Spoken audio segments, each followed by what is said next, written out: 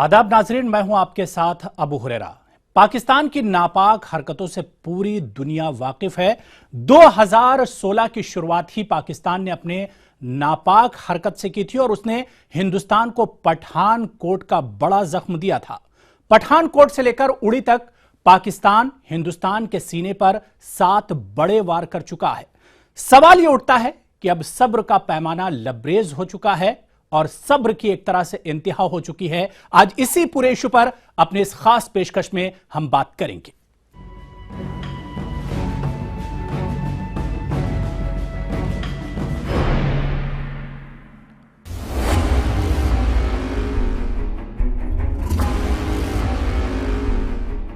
पाकिस्तान अपनी नापाक हरकतों से बाज आता नजर नहीं आ रहा है।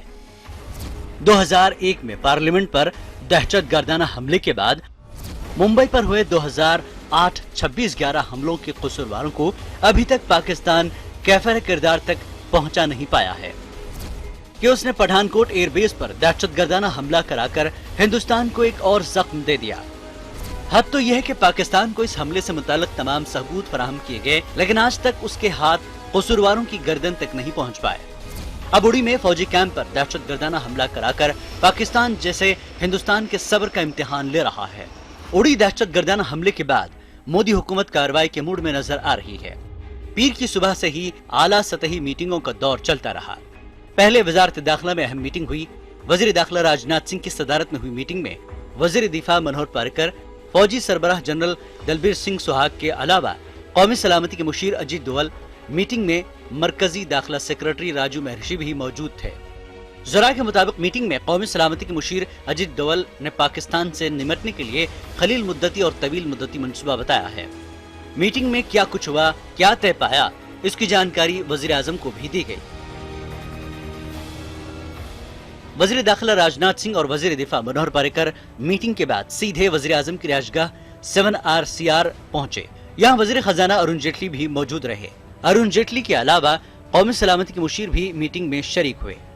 हालांकि मीटिंग में वजारत खारजा की जानिब से कोई शामिल नहीं हुआ। जराये के मुताबिक मीटिंग में तय पाया है कि हमले से मुताल्लिक पाकिस्तान को तमाम सबूत फराहम किए जाएंगे। जराये के मुताबिक मीटिंग में पाकिस्तान से सिफारती व तजारती ताल्लुकात को भी खत्म करने पर गौर किया गया। इसके अलावा मीटिंग में पाकिस्तान में दाखिल होकर दहशतगर्दों के कैंपों को निशाना बनाने से मुताल्लिक भी गौर किया गया है। उड़ी दहशतगर्दाना हमले में एक मरतबा फिर मसूद अजहर का नाम सामने आ रहा है। मसूद अजहर का नाम इससे काबिल पार्लियामेंट हमले में 2001 जम्मू कश्मीर असेंबली हमले के अलावा 2002 में अमेरिकी सहाफी डैनियल पर्ल के मामले में आ चुका है। Bureau report, ETV news.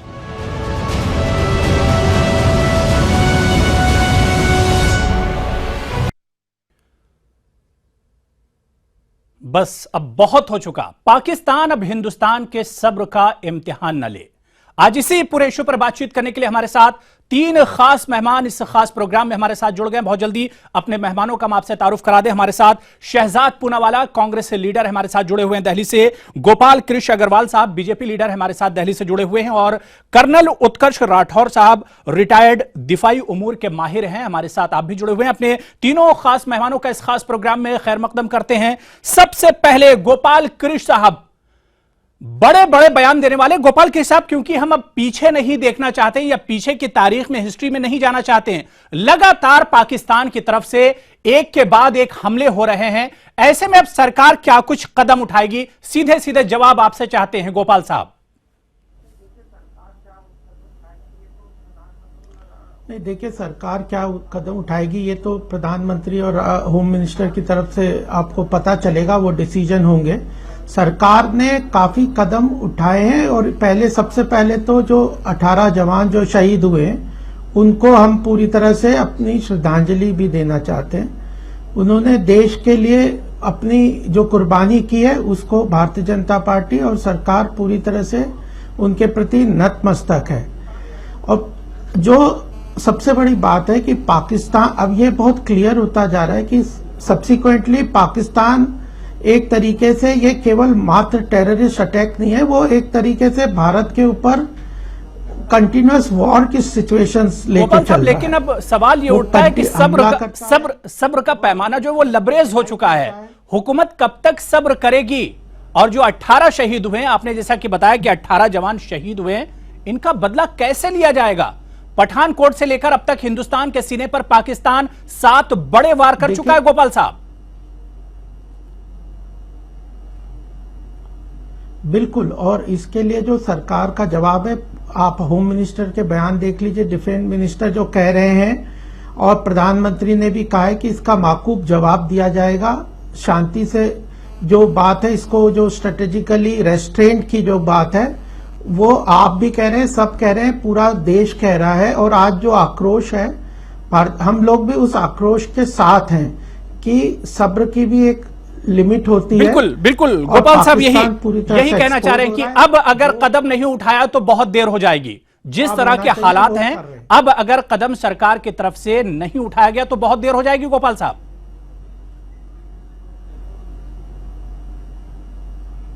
बिल्कुल, देखिए, कदम का एक टाइमिंग और क्या कदम उठाना है, कदम उठाएंगे और कदम उठाए भी जा रहे हैं। पाकिस्तान को आइसोलेट करने की भी बात है, टेररिस्ट स्टेट की भी डिक्लेयर करने की भी बात है। दूसरा, उसके जो आपने भी बताया, ये सब चीजें जो एक्सप्लोर कर रहे हैं कि ठीक है। उनके शहजाद पूनावाला, कल से जब से ही यह हमला हुआ उसके बाद से बयानबाजियों का सिर्फ सिलसिला चल रहा है। गोपाल कृष्ण का भी जवाब आया है। आप बताइए, सब्र की इंतहा हो चुकी है शहजाद पूनावाला। देखिए, पहले तो मैं कड़े शब्दों में और कड़े तरीके से इस पूरे हमले की मजम्मत करता हूं, पर आज ये स्थिति क्यों आई है इसके ऊपर भी हमें थोड़ा सा गौर करना पड़ेगा। और कहीं ना कहीं भारतीय जनता पार्टी की जो मोदी सरकार है और हुकूमत है, उसको कई जवाब देने पड़ेंगे। पहली बात, जब 26/11 पे कोई कार्रवाई आगे नहीं बढ़ी थी तो बिना पूछे, बिना बताए और बिना बुलाए हमारे मोदी जी जो 10 सिर लाने की बात करते थे बतौर अपोजिशन लीडर, वो पहुंच गए नवाज शरीफ के यहाँ पे बर्थडे मनाने। आज उनका बर्थडे आया है तो ये रिटर्न गिफ्ट मिला है। पठानकोट, उधमपुर, गुरदासपुर, पालमपुर, उसके बाद आज उड़ी, जिसमें 18 हमारे 18 जवान शहीद हुए हैं। मेरे 2 या 3 सवाल है। पहले तो आपके राम माधव जो बड़े नेता है वो कहते हैं कि दांत के बदले जबड़ा ले लेंगे, और वीके सिंह जो सरकार में है वो कहते हैं कि नहीं, ठंडे दिमाग से सोचना पड़ेगा क्या करना है। तो भ्रामक स्थिति है, कंफ्यूजन की स्थिति है, क्या करना है सरकार को, ये खुद ही कंफ्यूज्ड है। दूसरी बात, अगर आपने 26/11 में कोई कार्रवाई नहीं हुई थी तो किसने कहा था आपको साड़ी और शॉल बांटने के लिए? किसने कहा था पाकिस्तान के साथ जाके गले मिलने के लिए नवाज शरीफ के साथ? और आप गले मिल के आए हो तो 900 सीज फायर वायलेशन हुए हैं, उसके बाद हमले पर हमले होते जा रहे हैं, कभी आप नरम कभी गरम। तो इस तरीके की कंफ्यूज पॉलिसी क्या जिम्मेदार है? गोपाल साहब, इस पर आपका जवाब। जब पठानकोट गोपाल साहब, जब पठानकोट हमला हुआ तब नहीं, उत्कर्ष आपके पास भी जाना है। गोपाल साहब, इस पर आपका जवाब। हाँ, देखिए, मैं सबसे पहली बात कहता हूं कि ये 2 साल की बात, ये जो पॉलिटिसाइज कर रहे हैं कांग्रेस का, ये ठीक नहीं है। केवल हमारी सत्ता में नहीं, एक मिनट सुन लीजिए आपको मैंने नहीं, आप पहले नहीं, मेरी बात सुनिए पहले। हम 2 साल में सत्ता में रहे हैं। पर्रिकर साहब ने कहा था कि इसके बाद और कोई हमले मुझे नहीं बोल होंगे। लेने दीजिए। अब ये हमला हुआ है, क्या पर्रिकर साहब जवाबदेह नहीं है? ठीक है, क्या डोवाल साहब जवाबदेह नहीं है? कैसे हाँ, उनको पता चला उड़ी में सरकार हमारी रेजिमेंट की चेंजिंग हो रही थी उस समय पर? सरकार कैसे उनको पता चला कि वहां पे हमारे कैंप टेंट में बैठे हुए थे हमारे हाँ, सिपाही, ठीक है, जबकि मिलिट्री बिल्डिंग खाली थी? इसके लिए कौन जिम्मेदार है? ये इंटेलिजेंस फेलियर है, ये ऑपरेशनल फेलियर है, ये ठीक है, डिफेंस का फेलियर है। उसके गोपाल लिए कृष्ण को ये सुन लोग लेते हैं। जिम्मेदार ठीक है। जी गोपाल कृष्ण जी, बस सुन लीजिए। हाँ, देखिए, ये पॉलिटिसाइज करना कांग्रेस की बदमिजाजी है। मेरे को ऐसा नहीं लगता इस टाइम ये करना चाहिए, क्योंकि अगर इस देश में पाकिस्तान के साथ जो कश्मीर की समस्या है उसका भी केवल 2 साल में नहीं खड़ी हुई है, वो पूरे 65 साल 70 साल से हुई है, और उसके जनक है। वो सब बातें मैं अभी नहीं करना चाहता। सबसे पहली बात, हमारी सरकार पूरी जिम्मेदारी से इस बात की लेते हैं कि अगर आज की डेट में जो आतंकवादी हमले हो रहे हैं या पाकिस्तान जो करता है, उसके लिए जो सॉल्यूशन करना है या उसके लिए आगे बढ़ना है, हमारी सरकार की जिम्मेदारी और हम जरूर करेंगे, इसलिए नहीं कि पहले लेकिन नहीं हुआ तो गोपाल हम ये साहब, नहीं करेंगे। गोपाल साहब दूसरी पूरी बात ईमानदारी के कि साथ आज सरकार सरकार एक्शन में नजर नहीं सी- आ रही है, सरकार एक्शन में नजर नहीं आ रही, और यही बड़ी वजह है कि आज नहीं, पूरे मुल्क यही में मैं एक तरह से बताना गुस्सा देखा जा रहा है। नहीं, एक्शन की बात मैं बता दूं कि पिछले 2 साल में जिस तरह से पाकिस्तान को इंटरनेशनल फोरम पे एक्सपोज किया, आज आप जितने भी पूरे वर्ल्ड के लोगों के स्टेटमेंट देख लीजिए, आज वो भारत के साथ खड़े हैं और पाकिस्तान की एक्टिविटीज को बस ना कर रहे हैं। तो इंटरनेशनल फोरम में उसको आइसोलेट किया है, क्रॉस बॉर्डर के ऊपर जिस तरह से 930 फायर वायलेशन ये हमले बहुत के बाद महत्वपूर्ण हमले बात हुए है। हैं। ये जो फ्रस्ट्रेशन, नहीं अभी सुन लीजिए, आप देखिए सुनना भी नहीं चाहते सरकार, आप चला लेते हैं। अंतर्राष्ट्रीय आपने जब समुदाय ने किया तब हमेशा कर देते। भर्त्सना की है पाकिस्तान की। सुन लीजिए, इससे अभी क्या आप फर्क पड़ शांति से गया? सुनिए तो सही। अब तो 900 वायलेशन हुए, देखिए 7 तो हमले ठीक है, हुए, तो हम कौन से उसके बाद आपने तो क्या ठीक किया? है। आप 10 सिर लाने की बात करते थे। आप सजाद जी, आपने कितने पूनावाला सिर लाए? जी, सुनो तो सही। आप मेरे से बहस करना चाह रहे हो या देश की चिंता कर रहे हो? आप मेरी बात सुन लीजिए, मैंने आपको शांति से सुना। आप सुनिए। जैसी निकम्मी जहां हुकूमत तक रहेगी तो क्रॉस मुझे बॉर्डर आपसे बहस की करनी पड़ेगी, infiltration है, और उसको देश को भी पूरी तरह चिंता से उसी रोक की रहे होगी। हैं। ठीक है, अच्छा, आप चुप शहजाद रहिए। शहजाद आप साहब और गोपाल साहब हमारे बस ठीक है, साथ, हमारे आपकी चिंता हमने साथ देख कर्नल ली। उत्कर्ष हाँ। राठौर भी जुड़े हुए हैं। आते हैं शहजाद और गोपाल साहब आपके पास आते हैं। कर्नल उत्कर्ष साहब, जिस तरह के हालात हैं, एक के बाद एक पाकिस्तान हिंदुस्तान के सीने पर वार कर रहा है, और पाकिस्तान का रवैया, क्योंकि आप दिफाई उमूर से जुड़े रहे हैं, दिफा से जुड़े रहे हैं, डिफेंस से, आपका जवाब हम जानना चाहेंगे। इस तरह के हालात में हिंदुस्तान का कदम क्या कुछ होना चाहिए, उत्कर्ष साहब? देखिए, एक चीज, चूंकि वहाँ पर मौजूदा गवर्नमेंट और साबिका गवर्नमेंट दोनों के रिप्रेजेंटेटिव हैं, तो मैं एक चीज बताना चाहूंगा कि कहीं ना कहीं भारत ने कभी अपनी लक्ष्मण रेखा नहीं खींची। बड़े से बड़े अटैक हुए जी, हमारे अब बीच में थोड़ा सा तशवीश हुई और उसके बाद हम उसे भूल गए। बिल्कुल। चाहे पार्लियामेंट का अटैक हो, चाहे 26/11 हो, चाहे पठानकोट हो, इस वाले अटैक में चूंकि ज्यादा कैजुअलिटीज हो गई, इसलिए ये सब हो रहा है। अगर ये 4-5 कैजुअलिटी होती तो इसमें इतना ज्यादा उथल न होती। बिल्कुल सही कह रहे हैं। पहली चीज, एक मुल्क के तौर पे क्या आपने एक लक्ष्मण रेखा खींची जिससे कि दुश्मन को पता चलेगा अगर इसको हम क्रॉस करेंगे तो बहुत बड़ा खामियाजा भुगतना पड़ेगा। ये बहुत बड़ी फेल्योर है एज ए कंट्री जी। ठीक है। दूसरी बात ये है कि आज देश का हर नागरिक चाहता है कि इसका बदला लिया जाए। बदला कब लिया जाएगा, कैसे लिया जाएगा, ये सरकार पे छोड़ना मुनासिब होगा, ना कि इसे सड़कों पर और चौकों पर डिस्कस किया जाए या तय किया जाए जी। लेकिन मौजूदा गवर्नमेंट अपने कर्तव्य निर्वहन में फेल पाई जाएगी अगर इसका बदला नहीं लिया। और खास करके पाकिस्तान को ये बताने में अगर हम फिर नाकामयाब हुए कि हमारी सब्र की हद क्या है, ये सब्र की हद अब डिफाइन होनी चाहिए। बिल्कुल, ये चीज सबसे चीज है। बिल्कुल। पठानकोट के बाद आपने वहां पर टीम बुलाई, पाकिस्तानियों की टीम जा करके ISI के भी लोग जाकर के देख के आए। तब हुआ क्या मिला नतीजा, ढाक के 3 पात। 26/11 का मौकूफ आपके सामने है। क्या बिल्कुल नतीजा? जाहिर सी बात है कि अगर आपका अब नहीं जागे तो बहुत देर हो जाएगी। तीनों खास मेहमान हमारे साथ जुड़े हुए हैं, शहजाद पूनावाला, गोपाल कृष और कर्नल उत्कर्ष। छोटा सा ब्रेक लेते हैं और जो अहम पॉइंट कर्नल उत्कर्ष ने उठाए हैं इसी पर लौटेंगे छोटे से ब्रेक के बाद।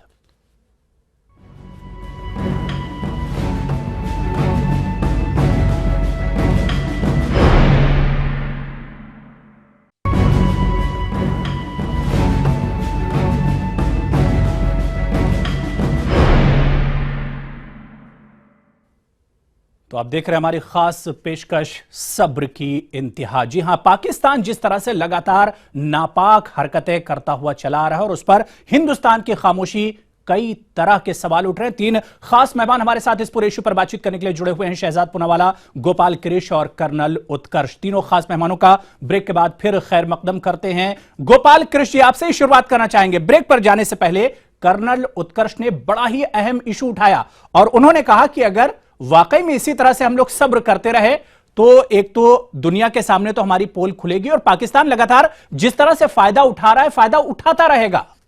गोपाल कृष्ण जी, देखिए, हाँ, सबसे पहली बात कि हम जो लक्ष्मण रेखा की बात कर रहे हैं या सब्र की बात कर रहे हैं, वह तो पाकिस्तान क्रॉस कर चुका है और उसके रिस्पांस जो अलग अलग जो लक्ष्मण रेखा किसके बाद क्या रिस्पांस रहेगा, इसके लिए उन्होंने भी कहा कि यह सरकार तय करेगी कि अब जो ये एक्शन हुआ इसका रिटेलिएशन कैसे होगा, किस तरह होना है, और अभी हमें वेट एंड वॉच, अभी रुकना चाहिए। आज तो सरकार इसको असेस करके इसके रिस्पांस को कैसे लेना है, और वो रिस्पांस पब्लिकली तो डिबेट होके हो नहीं सकता। जहां तक ये बात है कि क्या पाकिस्तान ने भारत की सब्र की रेखा को क्रॉस कर लिया, लक्ष्मण रेखा को क्रॉस कर लिया है, हम तो कह रहे हैं वो लक्ष्मण रेखा पाकिस्तान क्रॉस कर चुका है, कई बार कर चुका है, ठीक है, पहली बार नहीं कर रहा। पाकिस्तान की बिल्कुल पॉलिसी, अब उसके एक्शंस को क्या लेना। दूसरी बात, हम बैठे नहीं है, जो रिटेलिएट करना है पाकिस्तान के साथ, अब आप कह रहे हो कि मिलिट्री ऑप्शन की सब्र रेखा क्या है, तो वह पब्लिकली डिबेट नहीं हो सकती। लेकिन जो पाकिस्तान के एक्शंस आ रहे हैं उसके प्रति अभी आज ब्रह्मा चेलानी जी कह रहे थे कि हमें इंडस वैली रिवर की जो ट्रीटी है उसको रिविजिट करना चाहिए। कई तरह के ऑप्शंस आपने भी बताए हैं। ठीक है, शहजाद पूनावाला, लक्ष्मण रेखा पर आप भी कुछ बोलना चाह रहे हैं? जी शहजाद पूनावाला, इसके लिए सरकार तय करेगी। ठीक, शहजाद पूनावाला, 26/11 पे लक्ष्मण रेखा पार नहीं हुई थी, पार हो गई थी। हमने बातचीत बंद की, बातचीत जो बंद थी उसको शुरू करने की क्या जरूरत थी? बिना बोले बिना बताए हमारे वजीर आजम वहां पहुंच गए। आप अपने गुणों, और उसके पहले उधमपुर और गुरदासपुर हुआ। आपने अगर मेरी बात पूरी होने दीजिए कर दिया होता साहब, मेरी बात पूरी होने दीजिए। अरे आपने अगर पाकिस्तान नहीं मेरी बात पूरी होने दीजिए, ये गलत तरीका है, इस तरीके से गोपाल कृष्ण जी, गोपाल कृष्ण जी सुन लीजिए। शहजाद बात पूरी कर लीजिए।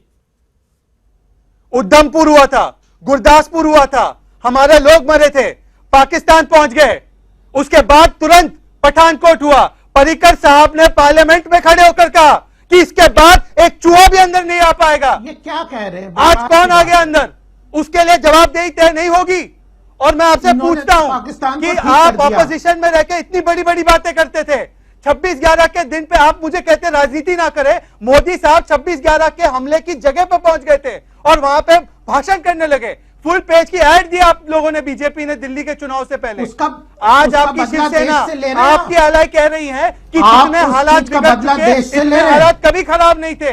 आप क्या कदम उठा रहे हो? डोवाल साहब को, गोपाल कृष्ण जी, देखिए जवाबदेही तो बनती है जब आप सरकार में बैठे हैं, कुर्सी पर हैं, तो जवाबदेही तो गोपाल कृष्ण जी बनती है, क्योंकि पठानकोट के बाद से छोटे और बड़े 7 वार पाकिस्तान हिंदुस्तान के सीने पर कर चुका है। जवाब तो बनता है गोपाल कृष्ण जी।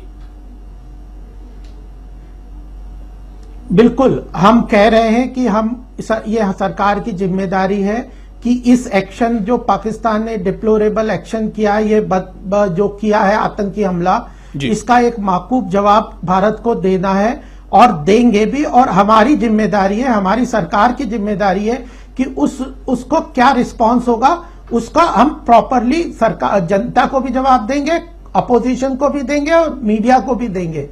और उसका मिलिट्री रिटेलिएशन करना या नहीं, यह सरकार तय करेगा। उसका किस तरह से रिटेलिएशन नहीं देंगे ये तो हो ही नहीं सकता। पाकिस्तान ने आज हमारे 18 जवानों को शहीद उनके आतंकी हमले से हुए हैं और पूरे प्रूफ मिले हैं। क्या किया अगर मैं बताने लगूंगा तो मैं आपसे 26/11 के बारे में पूछूंगा। बताइए ना, बताइए। लेकिन अभी मैं आपको इस बातों पे नहीं जाना चाहता। बिल्कुल कर रहे हैं, आप जाइए। क्या किया पाकिस्तान को पूरी तरह से इंटरनेशनल फोरम पे आइसोलेट किया है। क्या आप क्या कहते हैं? आप बोल दीजिए कि पठानकोट के बाद पाकिस्तान पे अटैक करना चाहिए था। आप कहते हैं क्या? आप एग्री करते हैं कि पाकिस्तान पे अटैक करना चाहिए था क्या? जिन लोगों ने नाकामी बताई हमारे एस्टेब्लिशमेंट में, उसको रोकने के लिए उनके ऊपर कार्रवाई करते, आप उनको हटाते अपने पद से, और आप एक सिक्योरिटी अपैरेटस में चेंजेस करते। आज इंटेलिजेंस फेलियर हुआ है, ऑपरेशनल फेलियर हुआ है, तब जाके उड़ी का अटैक फिर से हुआ है। बिल्कुल, क्या हमारे जो सैनिक आप वहां पे बातें सिटिंग कर रहे हैं, डक है आप क्या ये क्या आप सारी उनकी चीजें बलि चढ़ाते publicly रहेंगे करते अपनी हैं क्या? राजनीति के लिए? बिल्कुल बिल्कुल ठीक है। शहजाद पूनावाला, गोपाल कृष्ण जी, कर्नल उत्कर्ष राठौर जी भी हमारे साथ जुड़े हुए हैं। कर्नल उत्कर्ष राठौर जी, सवाल ये उठता है कि पाकिस्तान जिस तरह से लगातार हिंदुस्तान के साथ नापाक हरकत कर रहा है, कुछ दिन पहले ही हिंदुस्तान के जवानों ने म्यांमार में बड़ी बहादुरी से बड़ी अच्छी कार्रवाई की थी, क्या उस तरह की कार्रवाई यहां पर हिंदुस्तान नहीं कर सकता है कर्नल साहब? देखिए, बिल्कुल दोहरा सकता है। ये फौज फाटा जो हमारे पास है, ये हथियार है, ये परेड करने के लिए नहीं है, ये इस्तेमाल करने के लिए है। और इससे अच्छा वक्त क्या हो सकता है, मौका क्या हो सकता है दुश्मन के खिलाफ हथियार को उठाने के लिए? जी, भारतीय सुरक्षा सेनाओं को आप कमतर आके ये किया जा सकता है। अगर म्यांमार में हो सकता है तो यहाँ भी हो सकता है। जी। और इसके ऊपर मैं उम्मीद करता हूँ कि जो मौजूदा गवर्नमेंट है, कमांडर्स हैं, ये इस पे विचार कर रहे होंगे, क्योंकि इसमें एक्शन लेने की संभावनाएं बहुत हैं, इनडेफिनेट हैं। जी, कई भी एक्शन लिए जा सकते हैं। बिल्कुल। मेरा सिर्फ एक ही कहना है कि इसको बाकी घटनाओं की तरह हल्के में ना लिया जाए। को जी, भी मत भुला देना, बिल्कुल बिल्कुल। उसको मत भुला देना। और दूसरी अपील राजनेताओं से है, वो ये सोचते हैं कि वो अकेले पाकिस्तान की प्रॉब्लम सॉल्व कर सकते हैं। मौजूदा गवर्नमेंट ने 2.5 साल बर्बाद किए हैं पाकिस्तान को के साथ संबंध सुधारने की कोशिश में। 2.5 साल जाया किए हैं इन्होंने। बिल्कुल जाहिर सी बात है। गोपाल कृष्ण, माफ कीजिएगा, कर्नल उत्कर्ष ने बहुत अच्छा यहां पर आखिर में टैग दिया और उन्होंने कहा कि 2 चीजें सोचने की, एक तो इस पूरे इशू पर सियासत ना हो और इस पूरे इशू पर मुंहतोड़ जवाब देने की जरूरत है, क्योंकि अब सब्र की इंतहा हो चुकी है। तीनों खास मेहमानों का इस खास प्रोग्राम में शामिल होने के लिए बहुत बहुत शुक्रिया। शहजाद आपका भी, गोपाल कृष्ण जी आपका भी, और कर्नल उत्कर्ष आपका भी बहुत बहुत शुक्रिया। तो चलिए इस खास पेशकश में अभी फिलहाल इतना ही। आदाब।